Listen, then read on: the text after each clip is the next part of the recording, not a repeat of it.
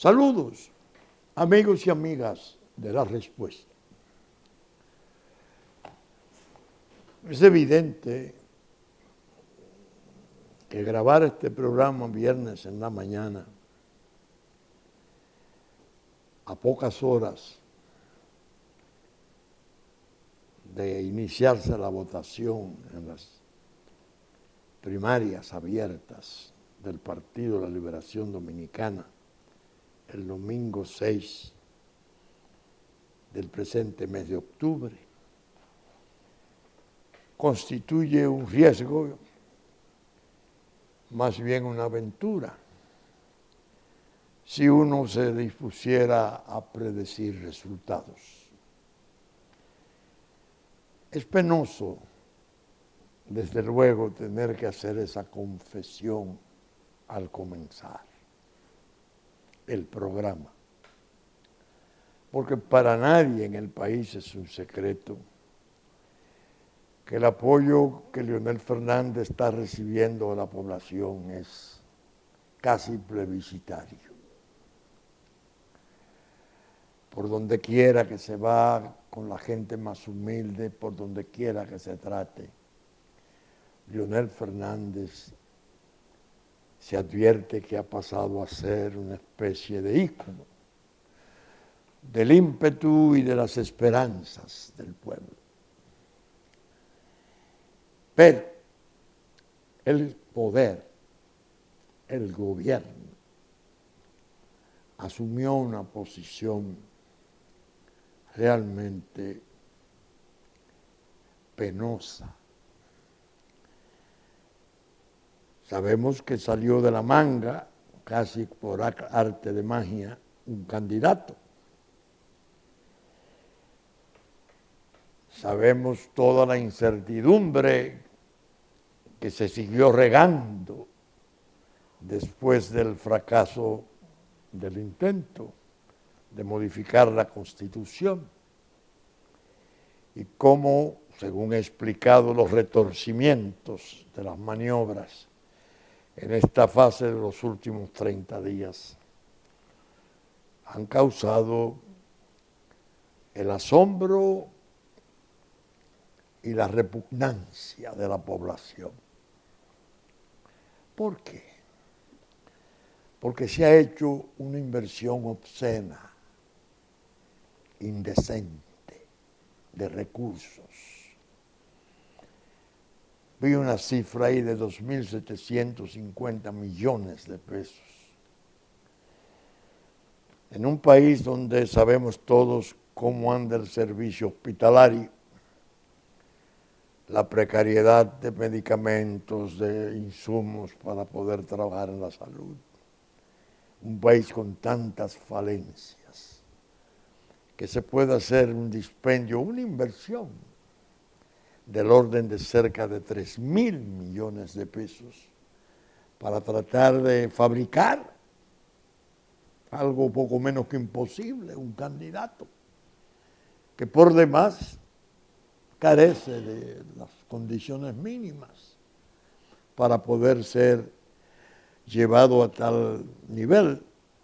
No tiene discurso, no tiene experiencia política, bueno, un desastre. Ayer, jueves, se produjo un acto que a mí me suscitó cierta desazón, como si estuviera sintiendo vergüenza. A mí porque fui quizás el que más esfuerzos hizo por la unidad del partido de Juan Bosch. Porque pasé meses y años, del año 12, el propio 12, mi punto de arranque, la carta aquella común a los dos líderes definidos de ese partido, Leonel Fernández y Danilo Medina. Y después, incesantemente, en programas, 3 cartas más, bueno. Pero fui desdeñado por el poder. Hay que ser justo.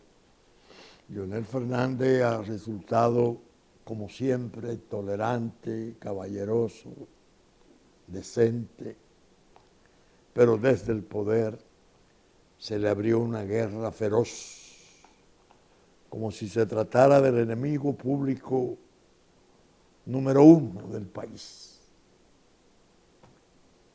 Ayer decía, qué espectáculo, Danilo Medina, qué espectáculo. Y me apenó su rostro hostil, que no podía contener cierto resumo de odio cuando hablaba de su votación, casi como una proeza. Tuvo un mérito el evento, sí, porque salió de su silencio. Y se decía, es el que está detrás, es el que ha impulsado esas cosas, pero siempre uno le daba el beneficio de la duda. Bueno, son los grupos, y los presidentes muchas veces son rodeados por los grupos, y los grupos, y los grupos, uno tratando de reducir el reproche. Pero con el acto de ayer, una confesión absoluta, rotunda. El enemigo, Leonel Fernández, a derrotar, incluso fundándose el propio presidente sobre argumentos que el primero que sabe que son falsos es él. Porque cuando él no publicó ni autorizó que se publicaran las encuestas para la cuestión de la competencia de los 6 precandidatos aquellos, sabía por qué lo hacía. Los resultados eran monstruosos. 25, 30, 35, hasta 40 puntos de diferencia. Pero quiso vender el presidente el milagro, cómo fue subiendo ese candidato y hablaba cuando los demás le dieron apoyo. Bueno, pero bueno.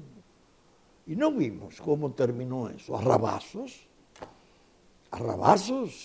Y el apoyo más significativo que se dio fue el más expreso, el de la esposa de Reinaldo Pared Pérez. Amarante Pared hizo un silencio, un buzo, que esta es la hora que yo no lo he vuelto a sentir en la prensa. Pero el presidente comenzó a usar ese argumento para que ese candidato prodigioso, elocuente, ¿no? Carismático, fascinante, había subido y que tiene 6 puntos por encima de Leonel Fernández. Por Dios. ¿Qué me pasó? Sentí como vergüenza de que en ese partido se estuvieran produciendo esos espectáculos. No, Dios mío, y me concierne. Lo he explicado muchas veces, me concierne de muchas maneras.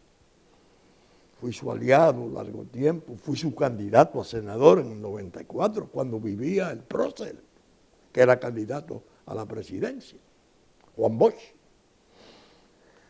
Un desastre, un desastre. Ahora bien, ¿qué piensa la respuesta que tiene su tesis? Se vino haciendo un esfuerzo tratando de fabular y fabricar un crecimiento. Una serie de siglas, supuestas encuestadoras, no registradas, comenzaron a dar. Bueno, y llegó un momento en que hubo una que lo puso parejo. Yo siempre les decía a los amigos con quienes comparto, esa es parte de una situación peor. Parece que el esfuerzo de retorcer las elecciones por la vía de informática, parece que la posibilidad de que se produzcan daños del proceso, de los programas y que pueda ser hackeada, intervenida, de algún modo programada en forma maliciosa, está en camino. Y eso de tratar de igualar, es llevar la impresión de que si son pocos los puntos que le lleva, bueno, lo dijimos, venía subiendo. Un candidato que en lugar de ir subiendo lo que hizo fue ausentarse de los medios de comunicación, porque desgraciadamente él no tiene las aptitudes ni la capacidad para ser candidato. Y fueron tantos los errores en tan corto tiempo que lo alejaron. Y algunos de sus compañeros del gabinete, porque el gabinete está en campaña, que fue en gran modo gabinete de Leonel Fernández, para aumentar la vergüenza. Salían a hacer los programas en nombre de él. Dios santo. Eso es un mal signo, le dije a mis amigos. Prepárense que pueden venir trastornos en el orden tecnológico. La Junta, inexplicablemente, se cerró a banda para evitar y rechazar el cotejo entre el equipo donde se hace la votación automática y el papel depositado en urna, que el propio reglamento de la Junta habla de contar esos votos. Primero bajó a un 10%, después subió a un 20%, bueno, supuestamente aleatorio, todo muy ensombrecido. Da pena. Dijimos, como tesis, hay grupos de poder y ahora después de la participación del presidente se me acentúa el convencimiento que en el fondo no quieren que las primarias funcionen, que de algún modo colapsen. Porque la reforma constitucional posible que pueda aparecer es en ocasión de una crisis que surgiera del fracaso de las primarias, para reunificarla en mayo y, claro, habilitar al presidente.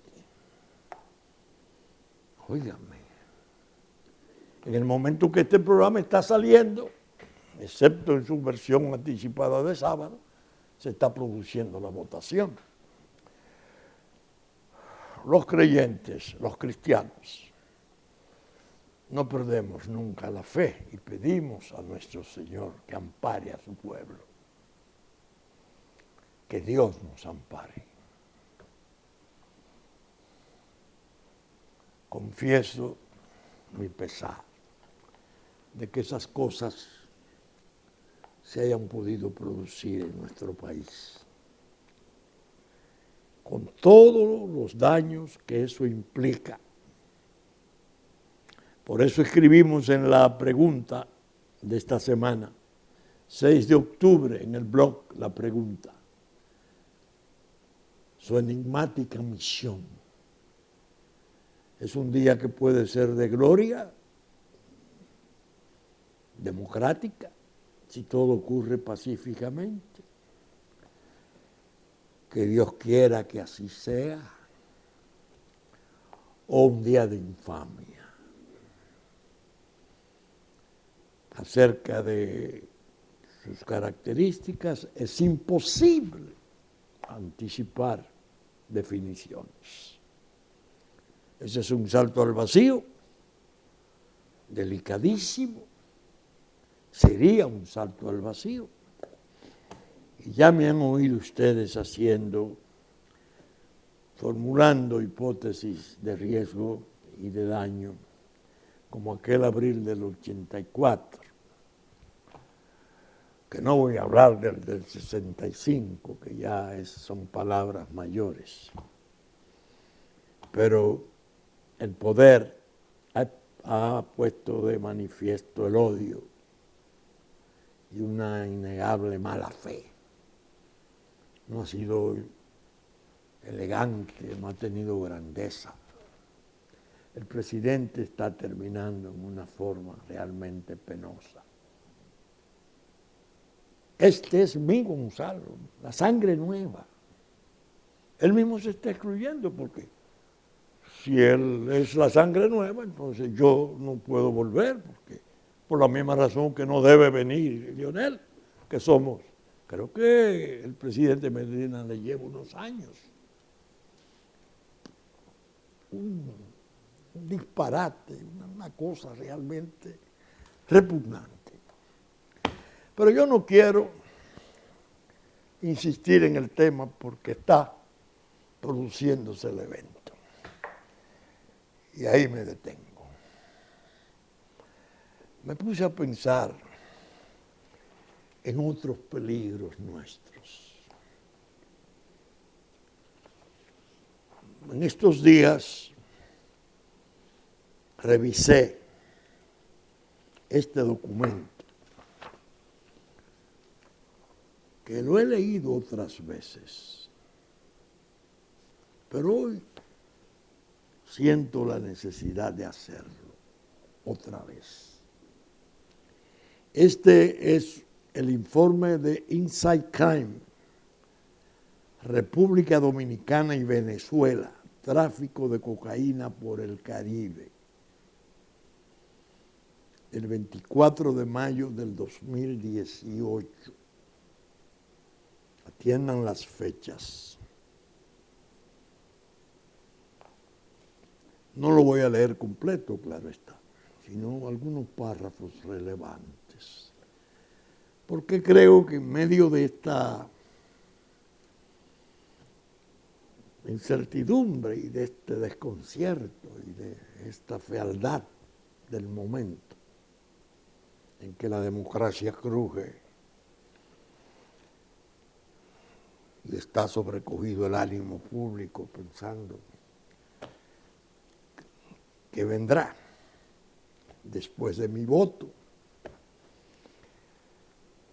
Yo me dediqué a leerlo a fondo y por eso voy a leer algunos párrafos.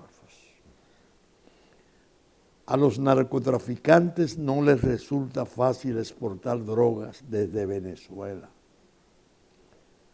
El título es República Dominicana y Venezuela, tráfico de cocaína por el Caribe. Allí hay pocos vuelos comerciales, escaso tráfico marítimo, el sector pesquero ha colapsado y no hay turismo.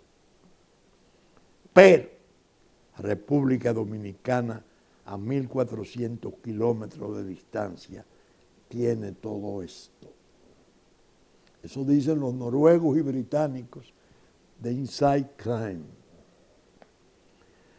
Dado que la cocaína pasa casi sin ninguna restricción por la frontera con Colombia, donde la producción de la droga ha alcanzado niveles récord, el crimen organizado ha desarrollado una de las rutas más prolíficas de la región que conecta con República Dominicana. Si bien hay algunos vuelos ilegales que van y vienen, la mayor parte de las drogas cruza por el Caribe en lanchas rápidas.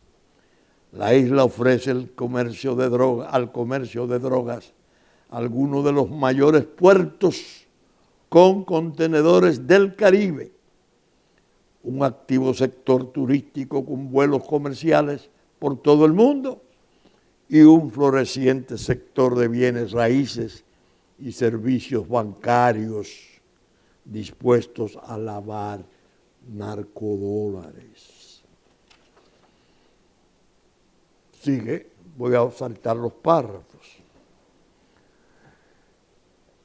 Explica que antes hubo un tiempo en que la droga de Colombia utilizaba las Bahamas, pero que después, en la medida que Estados Unidos estableció la iniciativa Mérida y el Plan Colombia, cosa que nosotros hemos dicho aquí, la droga derramó hacia el Caribe y nosotros, claro está, Haití, que es un estado colapsado, almacén de drogas, la isla es usada para esto. Dice, Estados Unidos ha invertido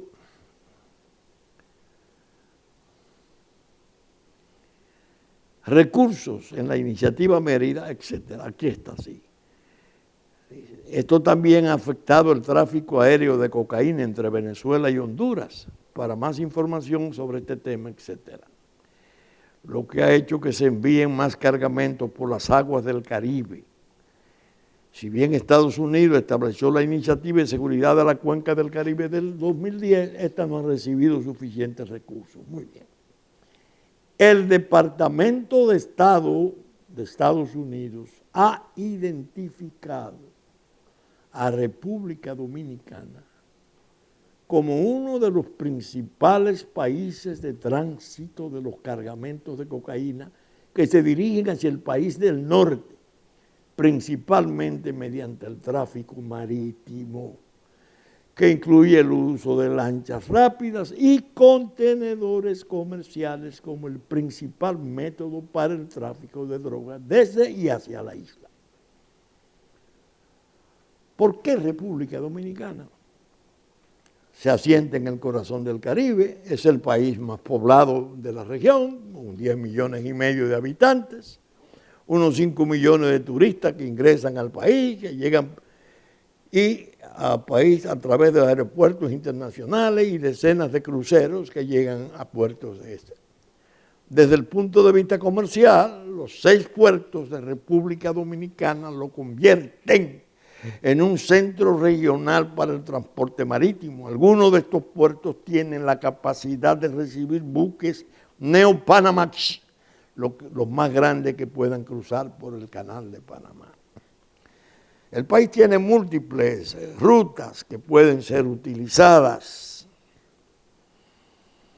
por los para los cargamentos de cocaína.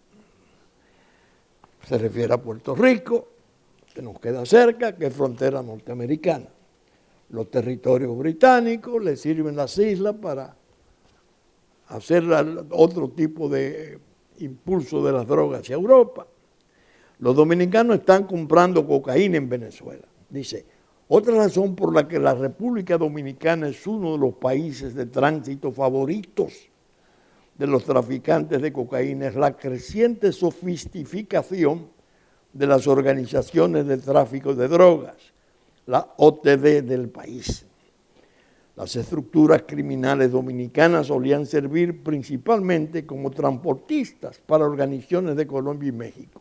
Y esto ya ha cambiado. Las OTD dominicanas han entrado a las grandes ligas. Hoy en día los dominicanos están comprando cocaína en Venezuela. Va describiendo cómo las OTD de nosotros compran, cómo la comercializan, cómo vienen las drogas las mafias internacionales a hacer los negocios, los grandes negocios.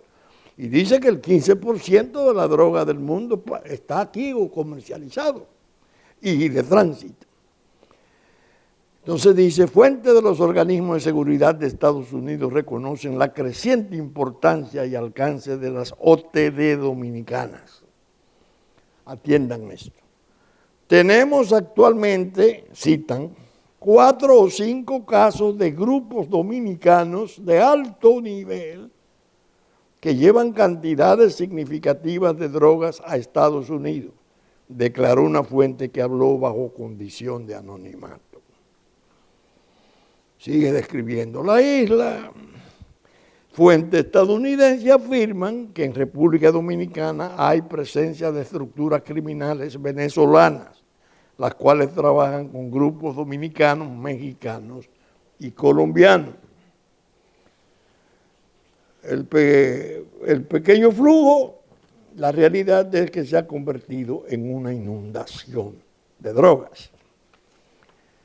Y dice, en realidad están en control las OTD de las principales organizaciones, orquestando el blanqueo de dinero, el tráfico de cocaína, el transporte e incluso la distribución, dijo una fuente de los organismos de seguridad. Si a todo esto se agregan los altos niveles de corrupción entre la clase política y las fuerzas de seguridad, República Dominicana tiene el potencial de convertirse en un paraíso para el narcotráfico. Describen las rutas, los vínculos de la droga entre Venezuela y República Dominicana. Va describiendo cómo se están produciendo las integraciones de grupos de poder de Venezuela con grupos nacionales que cuentan con apoyos que ya veremos cómo lo describe la justicia norteamericana. Va dando una definición sobre futuro pavorosa. Y termina básicamente este informe diciendo, ya República Dominicana no es un territorio de tránsito, es ya un territorio de grandes operaciones de droga. Wow. Leyendo ese informe, lo encontré en un expediente. Ocupan 978 kilos de cocaína en muelle de de Jaina Oriental. El Nacional, 19 de noviembre de 2018. Va ahora a cumplir un año. Se dice, un cargamento de 978 kilos de cocaína procedente de Colombia fue decomisado el fin de semana dentro de los furgones en el puerto de Jaina Oriental. La droga llegó al país en el barco San Américo y fue decomisada por agentes de la Dirección Nacional de Control de Drogas de la Procuraduría General. El cargamento de droga fue decomisado por oficiales de la DNCD y fiscales en 2 contenedores que transportaban el buque, cuya tripulación está compuesta por 21 personas a cargo del capitán Kelsis Andrés Young. Según una nota de la DNCD y la Procuraduría, los contenedores estaban llenos de botellas vacías y en uno de ellos fueron encontrados 843 kilos de la droga y en el otro 135 paquetes, es decir, 1 tonelada de cocaína. El buque de matrícula número 9344693 está retenido por disposición del fiscal Sandy Santana. ¿Oyeron ustedes? Esto es el 19 de noviembre de 2018. La agencia antidroga dijo que también fueron requisados otros 136 contenedores del buque, pero las unidades caninas y los oficiales no hallaron indicios más de nada. Sin embargo, aparece otra comunicación donde se dice que el buque fue liberado en horas y se dirigió a Haití. Se quedaron aquí las drogas que se encontraran con las botellas vacías en un furgón y el barco se despachó. Pero se supone que para poderlo despachar tuvo que contar con la aprobación del Ministerio Público, que ya era el jefe de la investigación. El director de la investigación era el Ministerio Público. ¿Qué pasó? Que con motivo de ese caso se produjo una situación sumamente peligrosa. El Nacional, casi un año después, trae estas 2 publicaciones. Ahora, antes del 6 de octubre, DNCD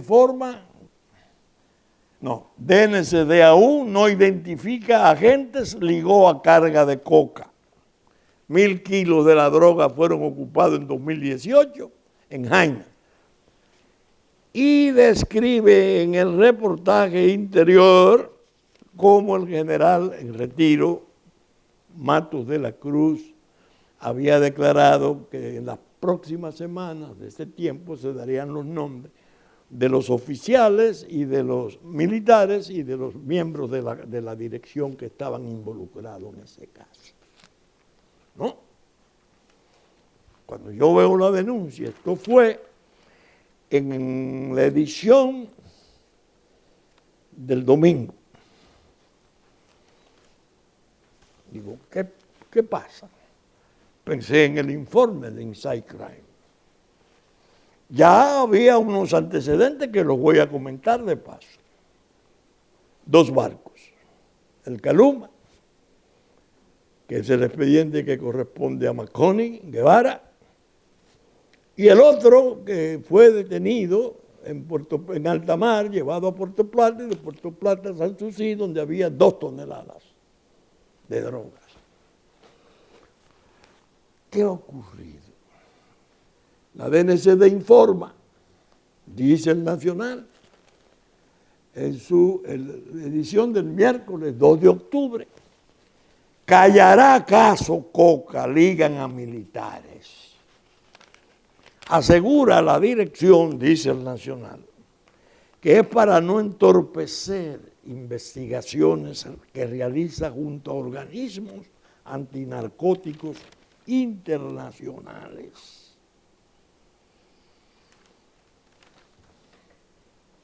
Bueno, si eso es cierto, comencemos por decir que no era la Dirección Nacional de Control de Drogas la que tenía que ser requerida para que diera la información sobre la identidad de los posibles militares implicados, sino el Ministerio Público, la Procuraduría General de la República. El fiscal Sandy Santana fue el que retuvo el barco. Se supone que se abrió un expediente que está en justicia. Responden ellos que van a callar la identidad. ¿Por qué callar la identidad de imputados? Si fue que realmente se imputaron esos oficiales, o si fueron exonerados de responsabilidad, se entiende que debe haber sido por una decisión judicial. Porque ya una vez apresado y el Ministerio Público actuante, la dirección no tenía facultad. Siempre policía judicial de interdicción, pero no jefe de la investigación. ¿Qué pasó? Ya teníamos, como explico, una falla en circuito eléctrico dentro del buque Caluma frustró travesía de cocaína. Este es el caso Marconi. Barco que detuvieron en el mar internacional, se le fueron todas las comunicaciones, toda la energía. Parece que por obra tecnológica de los norteamericanos agarraron una cantidad enorme de droga. Marconi Guevara dijo, esa droga no es mía. Yo no tengo nada que ver con eso. Yo quiero que la DEA y la Procuraduría me interroguen. ¿Por qué no interrogan al capitán del barco, el Caluma, que es colombiano y ellos saben de quién era la droga? Ya se entendía que Marconi sabía de quién era la droga y que el capitán colombiano y el segundo de a bordo venezolano podían decir de quién era la droga. Vinieron 4 oficiales de DEA o fiscales norteamericanos, no sé en qué proporción. Pasaron 4 horas en fiscalía aquí, en presencia de la entonces fiscal Jenny Berenice, interrogando a Marconi. ¿Qué dijo Marconi? No lo sabemos, no ha trascendido. El expediente luce como muerto. Pero también está muerto el de 1.502 las 2 toneladas de 1.502 paquetes de cocaína en barco que venía cargado de combustible, el que fue a Puerto Plata, y encontraron el combustible finalmente en Sanssouci 3 días después. ¿Qué pasó? ¿Qué ha pasado con esos expedientes? Están como en la sombra, paralizados. Pero se complican las cosas cuando uno lo asocia a César el abusador.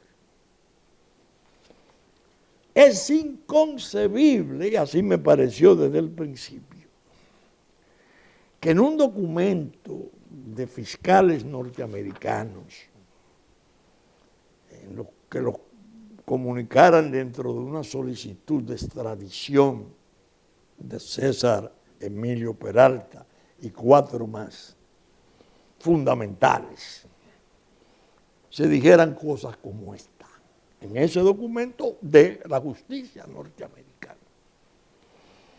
Conforme al expediente enviado a República Dominicana, dice la publicación del Nacional,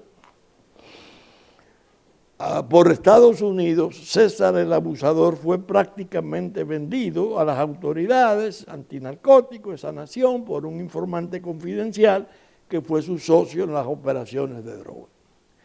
En la solicitud de extradición enviada desde Estados Unidos, se detalla cómo César el Abusador operaba el negocio del mundo de las drogas con un esquema superior,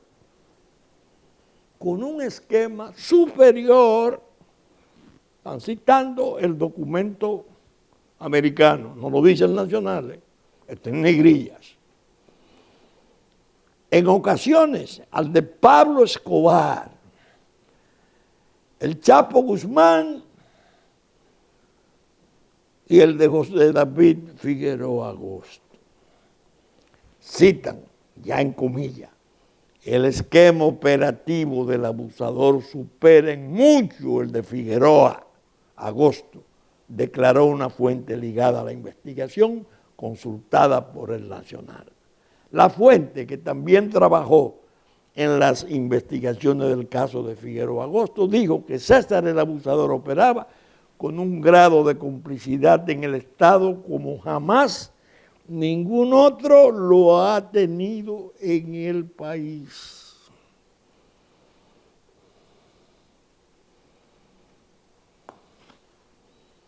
Ustedes están oyendo. Se habla entonces del el yate de lujo de Kingdom, que era en el que operaban los sobrinos de la esposa del presidente Maduro de Venezuela, que están condenados ya en Estados Unidos. Parece que el informe de Inside Crime, que es de ese tiempo, obedecía a informaciones fidedignas, porque recuerden que yo leí y destaqué que según fuentes norteamericanas al Inside Crime le dijeron que tenían 4 casos muy importantes bajo investigación. Tenemos actualmente, cito, 4 o 5 casos de grupos dominicanos de alto nivel que llevan cantidades significativas de droga a Estados Unidos, declaró una fuente que habló bajo condición de anonimato. Dice el informe de Inside Crime. César Emilio Peralta, el abusador, es uno de los casos. Marconi Guevara es otro de los casos.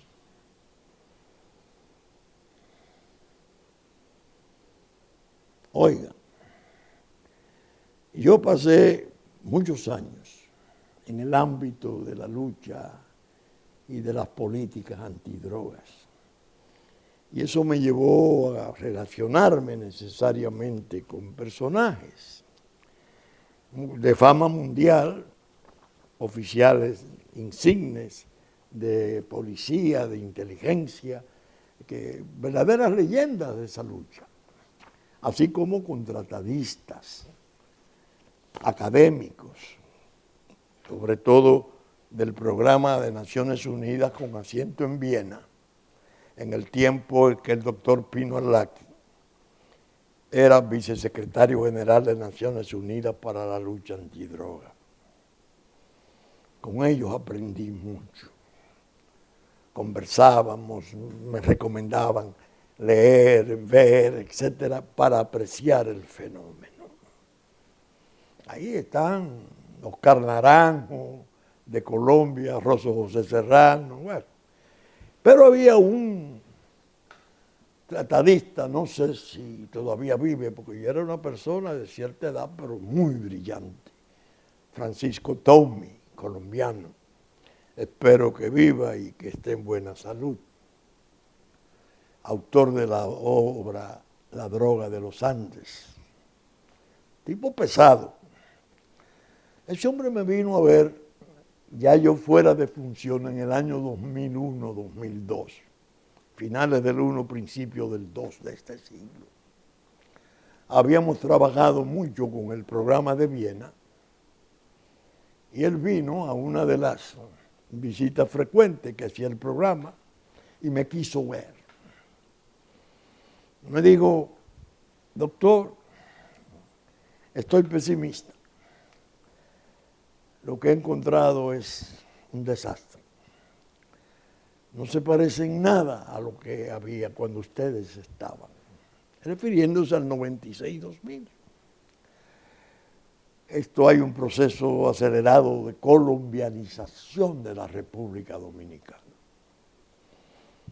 Yo le digo, don Francisco, usted me va a permitir que yo le enmiende la plana. Ojalá fuera así. Él se sorprende. ¿Y por qué? Porque usted dice eso.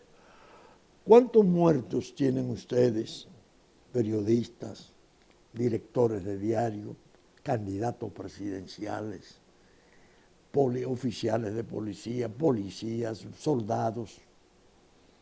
Ustedes han luchado contra la droga. Nosotros no hemos luchado en esos términos. La colombianización que nosotros tendríamos que asumir es la del sacrificio que Colombia ha asumido, que nosotros no lo hemos asumido. Somos un medio más débil, más pequeño, más vulnerable. Aquí los efectos de don Francisco van a ser devastadores, lo creo. Por eso mi pesimismo. Me dice don Francisco Tom. En un momento así de reflexión me dice, mire, le voy a aconsejar, no haga usted mayor caso a los alijos. No haga usted caso a las reyertas de sangre y a las cosas tremendas del sicariato. Eso es gravísimo, pero ahí no es donde está el mal. Ese es el sótano del fenómeno criminal. Atienda los penthouse. Aunque llega por los penthouse, el capital de la droga, el capital gris que se invierte con capitales lícitos, que se va adueñando de instituciones que llegan a controlar economías y gobiernos, países. Atienda por ahí. Dios mío. Esas palabras de don Francisco Tomé, yo las he tenido ahora casi como un mensaje permanente, como si se me reprodujera en la mente por el imperativo de la propia conciencia, por todo lo que he visto, por todo lo que estoy viendo. Usted analiza el caso de César el Abusador, bailando en Punta Cana en la madrugada. Hacía 20 días, 25 días que se había ordenado su detención de su resolución de la Suprema Corte de Justicia para fines de extradición. No se había cumplido. Cuando se hacen los espectaculares allanamientos, se desaparece no solo él, sino otros 4 más. Un tal W, un coronel del ejército, creo que 2 más. No lo tengo ahora presente. No han aparecido. El doctor Arlaqui, Pino Arlaqui, como hermano del juez Falcone, Arlaqui, un sociólogo de gran renombre, sociólogo criminal de Italia, creo que ya en retiro, me dijo, lo peor de todo es cuando la droga logra operar con el apoyo del poder. Cuando usted vea operaciones de impunidad, operaciones de trastorno, que la interdicción llega hasta un punto y la ponen de lado. La justicia llega hasta un punto y la ponen de lado. Es el poder que está actuando. Eso es horrible, porque esa es una manera de involucrar al Estado mismo como un narcoestado. El apoyo de la autoridad. En el Insight, en el informe, no lo leí, hay un párrafo donde dice que todo ese tráfico tremendo y toda esa comercialización que se hace aquí en la droga es por el apoyo militar, pero el apoyo del sistema político. Entonces, yo quise hacer el programa para plantear ante ustedes la magnitud y la naturaleza de la preocupación predominante que tengo hoy. Vienen los sucesos, viene cuando presenté a Leonel Fernández en el apoyo que le diéramos desde Juntos Podemos a su candidatura. Me refería a su artículo sobre David y Goliat. Y dije, el hombre está repetido en la pregunta de este miércoles. El Goliat moderno a que se refiere Leonel Fernández, muchos amigos quieren verlo en el poder político solamente. Solamente. Yo tengo una dimensión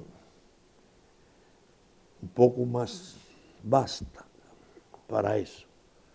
Ese Goliat moderno cuenta ya con una presencia decisiva, determinante del crimen organizado del mundo, que está participando en los estados del mundo, sobre todo en el tercer mundo, con una potencia enorme para determinar las salidas y desenlaces. Y así mismo hay, por desgracia, sectores dentro del propio gran capital con unos vínculos oscuros con mafias internacionales, haciendo operaciones espectaculares ya en la economía nuestra. ¿Y esto qué es? El terror a Leonel Fernández parece que le puede provenir a esos sectores también, además de los rencores políticos. Y yo a Danilo Medina, que me apenó verle y me ha apenado ver las pruebas ya fehacientes de que ha estado a la cabeza de los errores y de las iniciativas estas desastrosas. Le voy a aconsejar que esmere su cuidado sobre la terminación de su mandato. Vean esto. Listín Diario de ayer. Fiscal de Nueva York dice, presidente hondureño recibió millones de dólares de narcos. Juan Orlando Hernández recibió millones de dólares en soborno de narcotraficante a cambio de protección, incluido el capo Joaquín Chapo Guzmán, aseguró el miércoles el fiscal neoyorquino Jason Richman al comenzar el juicio por narcotráfico del hermano del mandatario en una corte de Manhattan. La Fiscalía del Distrito Sur de New York acusa al expresidente hondureño, al exdiputado hondureño, hermano del presidente, Tony Hernández Alvarado, de 41 años, de 4 delitos de narcotráfico. Lo más importante, el acusado era protegido por el actual presidente de Honduras, que ha recibido millones de dólares en coimas de narcotraficantes como el Chapo Guzmán, que personalmente entregó $1 millón al acusado para su hermano. Ese expediente de César el abusador está ya abierto, demandando extradiciones. Líbrenos, Dios, de que vengan expresiones más severas en los requerimientos de extradiciones. Recuerden la naturaleza del poder norteamericano de hoy. La gente que está en el poder en Estados Unidos hoy no es la que estaba, ni la que se esperó que vendría.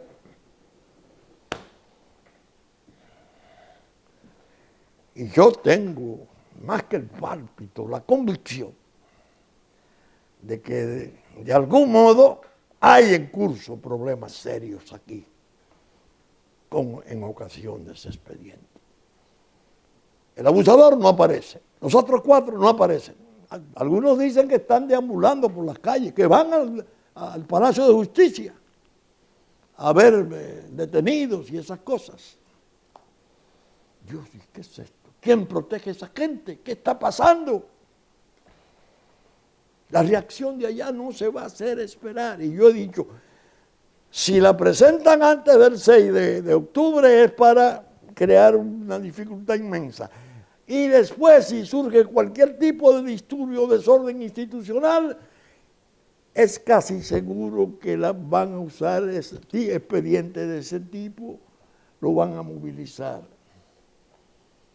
Y la suerte de la presencia del partido de Juan Bosch en el poder será fatalizada, marcada indeleblemente para la historia. Atiendan eso, por Dios. Déjense de estar de tontos y de sabichosos, que lo que está de por medio es algo muy severo, muy grave. Y el país no se merece que se le esté llevando por esos caminos. Saben ustedes que estamos saliendo por Supercanal, 3 del cable, 33 televisión abierta, domingo a las 11 de la mañana en nuestra versión central, que ya nos anticipó el sábado a las 6 de la mañana, Cinevisión, Canal 19, así como Telefuturo, Canal 23, después de la misa de San Antonio, a las 8 de la mañana de domingo. Teleimpacto y Telenor San Francisco de Macorís, 12 del mediodía, 6 de la tarde de domingo. Teleimpacto, 12 del mediodía de domingo, 9 de la noche de domingo y 9 de la mañana de lunes. Musavisión, en Puerto Plata, TV3, TV Plata, de 9 a 11 de la mañana de domingo. TDI, Canal 51, 7 de la noche de domingo. Que nuestra versión central está reproducida por la Radio Real de La Vega, domingo a las 11 de la mañana. Y los canales amigos de Constanza, Sabaneta, Montecristi, Higüey, Romana, Nagua, que transmiten nuestros contenidos en los tiempos pertinentes. Además, Hit 92 para el sur de la República, domingo a las 6 de la mañana. Con la gracia de Dios esperamos estar con ustedes el próximo domingo, si es que todo pasa bien y el 6 de octubre no se convierte en un día de infamia. Muchas gracias y hasta entonces.